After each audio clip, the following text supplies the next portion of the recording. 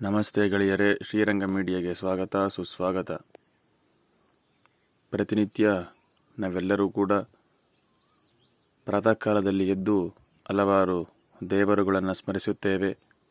ಆದರೆ ಅದರ ಜೊತೆಯಲ್ಲಿ ಈ 14 ಧನ್ಯರನ್ನು ಕೂಡ ಬೆಳಗ್ಗೆ ಸ್ಮರಿಸುವುದರಿಂದ ನಮಗೆ ಹಲವಾರು ಪ್ರಯೋಜನಗಳನ್ನು ನಾವೆಲ್ಲರೂ ಕೂಡ ಜೀವನದಲ್ಲಿ ಕಾಣಬಹುದು.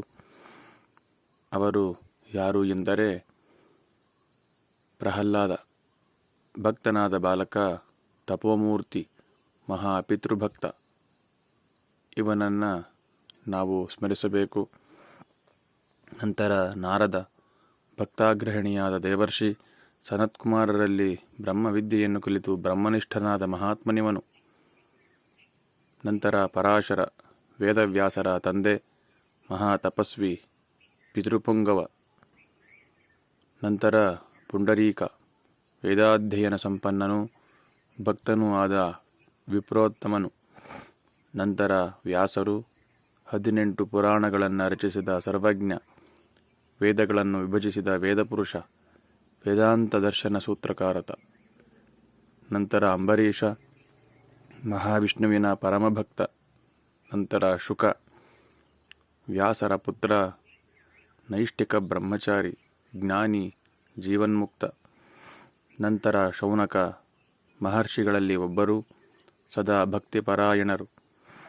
ನಂತರ ಭೀಷ್ಮರು, ಕುರುಕುಲ ಪಿತಾಮಹರು, ಸ್ವಚ್ಛಂದಮರಣಿಗಳು, ಬ್ರಹ್ಮನಿಷ್ಠರು, ಧರ್ಮವೇತ್ತರು, ಧರ್ಮೋಪದೇಶಕ್ತರು, ಶಾಸ್ತ್ರವೇತ್ತರು, ಪಿತೃಭಕ್ತರು ಹಾಗೂ ನೈಷ್ಠಿಕ ಬ್ರಹ್ಮಚಾರಿಗಳು.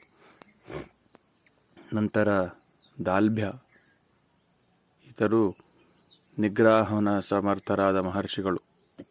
ನಂತರ ರುಕ್ಮಾಂಗದ, ವಿಷ್ಣುವಿನ ಪರಮಭಕ್ತ. ನಂತರ ಅರ್ಜುನ, ಶ್ರೀಕೃಷ್ಣನ ಭಕ್ತ, ವಿಭೂತಿ ಪುರುಷ.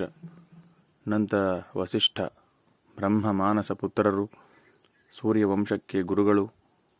ಆನಂತರ ವಿಭೀಷಣ, ಶ್ರೀರಾಮನಿಗೆ ಶರಣಾಗತನಾಗಿ ಧನ್ಯನಾದ ಮಹಾತ್ಮನು.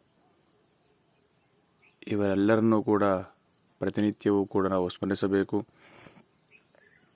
ಆ ಶ್ಲೋಕವು ಈ ರೀತಿಯಾಗಿದೆ: ಪ್ರಹ್ಲಾದ ನಾರದ ಪರಾಶರ ಪುಂಡರೀಕ ವ್ಯಾಸಾಂಬರೀಷ ಶುಕಶೌನಕ ಭೀಷ್ಮದಾಲ್ಭ್ಯಾನ್ ರುಕ್ಮಾಂಗದಾರ್ಜುನ ವಸಿಷ್ಠ ವಿಭೀಷಣಾದೀನ್ ಧನ್ಯಾನ್ ಇಮಾನ್ ಪರಮ ಭಾಗವತಾನ್ ಸ್ಮರಾಮಿ.